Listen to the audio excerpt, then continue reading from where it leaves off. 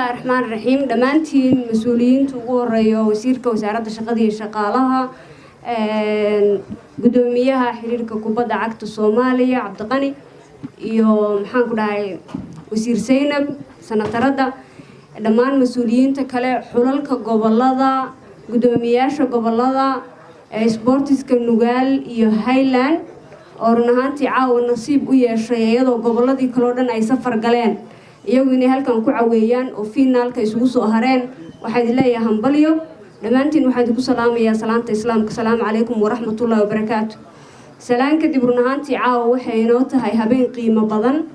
أو رفاض يدال يضجال يسوتشيد يوحي هول أهل صوم مري وشليس الحمد لله إلهي وسجول أو فرحة أو نبض وحول وحكم همسن iyadoo si qurux badan oo amniya oo nabada oo cidina kaga dhiman oo cidina kaga dhaawacmin inuu inoo ku dhamaaday taasna waxay tahay farxad wayna ilaahay uga xamdi naqdaa inta kadib waxaan leeyahay run ahaantii 1 August maalintii Puntland halkan waxa laga daafuray koobkii 9 gobol muddo dheer buu soo maray 15 casho loogu talagalay 24 casho iyo in ka badan buu ina la gaaray intaas waxay ahayd inaanu wada ilaashano koobkaas quruxdiisa iyo sharaftiisa wax allaale wixii challenge iyo caqabado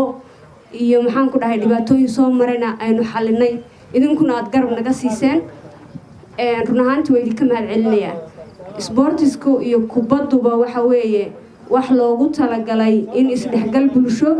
iyo dhalinyarada iyo talentigooda inay soo bandhigaan waa walaaltinimo waa gacaltooyo waad arkaysana waxaan rabaa caawa inaan si gaar ah ugu mahadceliyo diida iyo deemanka oo nugaal iyo highland u kala ciyaarayay oo laba walaala oo guri wada joogay oo finaalka isku garaacay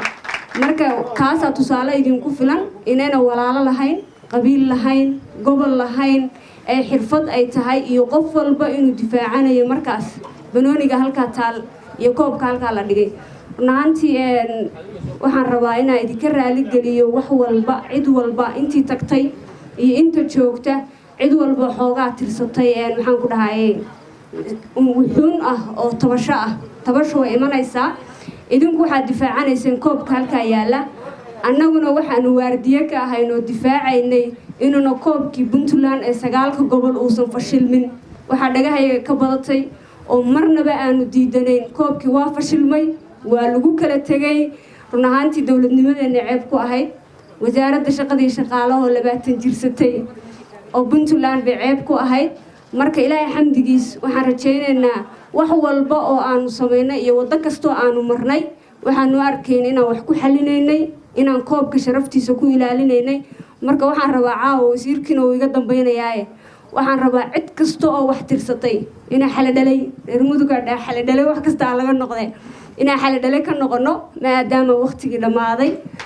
koobkii cid qaadatay lagu tartamay si qurux badan oo cid walba farxad galiso inuu ku dhamaaday runtii waxaan rabaa inaan ka faa'iideysto oo gudoomiyaha xiriirka kubadda cagta Soomaaliya ee la jooga waxaan leenahay sportiski Puntland caawa hortaaday fadhiyaan iyo intii tagtayba Puntland dadaalkeedii way muujisay laakiin waxaan rajaynaynaa dadaalkii lagaaga baahnaa iyo waxa sportisku tabanayeen inaan xiriirka kubadda cagta ee Soomaaliya aan ka helno waxaan rajaynaynaa ayagana insha Allah in aan wixii ku baaqday iyo waxay noo soo wadeenba aan insha Allah dhaqso uga heli doono waxaan rajaynaynaa koobka sanadka la qabtay wax badan buu inoo kala cadeeyay horta reer Puntland hadaan nahay waliba dhalinyaradeen guul darro wax la dhaho ma ogolin taasna aan way ku taageersanahay qofku mar walba uu guul darrada diido waa mar kasta uu guusha aado anagu wax guul darro la dhaho ma ogolin waa fiicnaan la intaan cid kale banaanka keenayna guul darrada qaadato oo dhamaanteen inuu guuleysano xulkii Soomaaliya aynu u dirsanay sanadkii hore waxaan xasuustaa in caqabado badan ay soo wajaheen oo ciyaartoodii la kala xul waayay oo qaarkood ay ku cawdeen in bench la galiyay taasna waxa u sabab ahayd inaan muddo dheer koob la qaban oo ay taasi sababtay markaa in ciyaar player walba waxyaabuhu ku habboonaa iyo meeshuu ka ciyaari lahaa la kala guri waayay macallinkuna uu khalad ku lahayn cid loo fariisiyay maxaan ku dhahaye ujeedo gaarna aysan jirin ay dhacday xul intii la soo xulay macallin aan garanayn loo dhiibay marka macallinka markuu garoon ku jiro cid guusha ka jecel ma jirto wuu jecel yahay inuu guuleysto laakiin waxa dhacday inuu ciyaartoodii kala garanay laakiin maanta cid walba waynu garanaynaa oo inoo soo baxday run ahaantii dhammaantiin waa idinka mahad celinayaa madaxweyne Siciid Cabdullaahi Dani waxaan uga mahad celinayaa marnaba aan ilaawi karin mas'uuliyadii inta leekayd koobabkii hore wadanka anigu waan joogay marka xoogaa buuq dhaco oo challenge yar soo dhaxgalo lambar 1 madaxweynaha kansali jiray laakiin waxaan xasuustaa oo maanta hortiina ka qiraya madaxweyne Siciid Cabdullaahi Dani inuu dhahay waqti iyo lacag iyo wixii ku baxaya waxba idinka ma gelin 5 bilood ha socdo waxaan rabaa koobkaas inuu qurux ku dhamaado cid walba garoonka ku harto oo lugteeda gobol walba intuu lugtiisa ku haro oo gaarigiisa dib u raaco wayna dhacday gobol walba tabartiisu meeshii ay dhigtay buu ku haray nugaal iyo Highland baa finaal isugu imaaday run ahaantii nugaal waxaan rabaa caawa Highland haddii aan kelmad dhaho nugaal caawa koobkiiba haystaano waxaan u maleynayaa in waxba u arkeen nugaal runtii xaqiiqatan dadka dhan waxay isla qireen tiimkii ugu adkaa 9 gobol inay nugaal ahaayeen nugaal iyo 8 gobol oo Puntland baa wada tartamay wixii nugaal lagula xinaaftamayeen ma ahayn colaad loo qabay waxay ahayd cabsi laga qabay marka nugaalna taas way muujisay tiim aad u dhisan oo isfahansan oo dhex iyo weerar iyo difaac iyo kulli ka dhisan bay ahaayeen Highland hadda ma liidataan oo tiimka saa u adag bad koobkii ka qaadateen marka waxay idin rajaynayaa dhammaantiin waxay idin leeyahay hambalyo run ahaantii annaga culays badan baa naga degay dadaal badan baanu marnay saaxiibo badan aanu jeclayn baan isku seegnay marka waxaan jecel lahay waxay naga ahayd oo kaliya koobkaas inuu guuleysto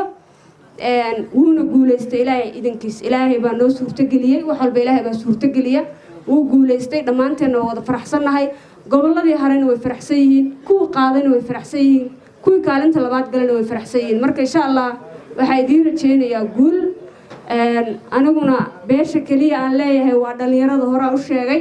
mar walba garabkiina nahay waa idin jeclahay haddii ayba jirto cid oo intii tartanku uu socday wuxuu niga tirsanaysa waxaan rabaa cafiye masaamax in xalay dhalay laga noqdo waxa kaliya aan raadinaynay ujeedada aan lahayn waxa weeye in koobkaasi badbaado oo guulino ku dhamaado oo dhagihiinu aysan maqlin waxba fashilmay ilaahayna kama dhigin uu dhamaaday aad iyo aad baa mahadsantihiin salaamu calaykum waraxmatullaahi wabarakaatuh